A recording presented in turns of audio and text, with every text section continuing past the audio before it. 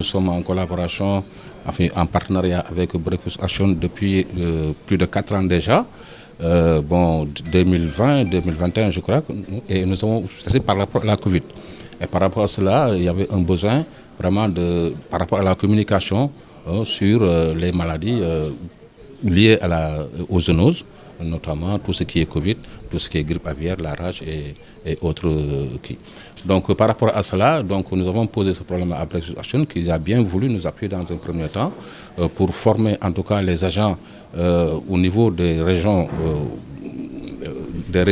ciblées dans un premier temps pour les renforcer sur les capacités par rapport à la communication sur les risques liés aux zoonoses.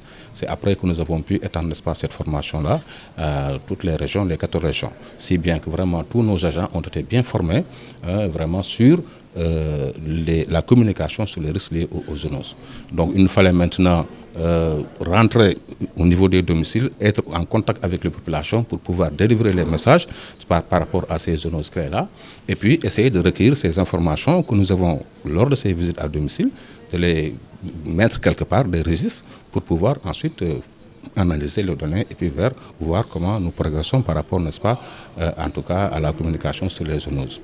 Donc c'est pour ça que nous avons eu un atelier effectivement pour réviser ces outils-là, essayer d'intégrer, n'est-ce pas, ces aspects au niveau de nos registres parce qu'il n'y en avait pas au début. Donc c'est ça qui a été fait et c'est ça que nous avons reçu aujourd'hui de la part de Breakfast Action.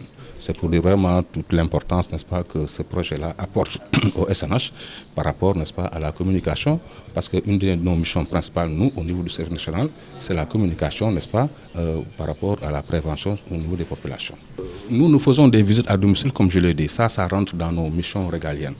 Et qui dit zoonose dit contact des maladies qui sont transmises par les animaux. Donc effectivement, quand nous faisons nos VAD, nous trouvons des chiens dans les maisons, nous pouvons trouver, n'est-ce pas, de la volaille, nous pouvons trouver d'autres et nous avons là des messages, n'est-ce pas, que nous devons délivrer pour pouvoir en tout cas vacciner les chiens s'ils ne sont pas vaccinés, ou bien essayer de voir comment gérer en tout cas la volaille pour qu'ils ne se développent pas, n'est-ce pas, de ces maladies qu'on appelle les grippes aviaires. Donc ça, nous rentrons dans les maisons avant, mais il n'y avait pas ces aspects-là qui étaient liés, ces thématiques-là que nous développons lors de nos VAD.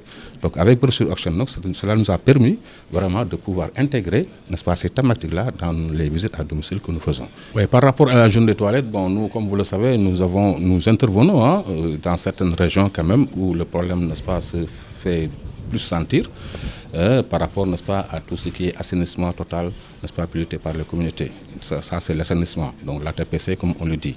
Donc par rapport à cela, nous avons vraiment réussi à éliminer vraiment la défécation à l'air libre, n'est-ce pas, dans beaucoup de villages, dans beaucoup de départements.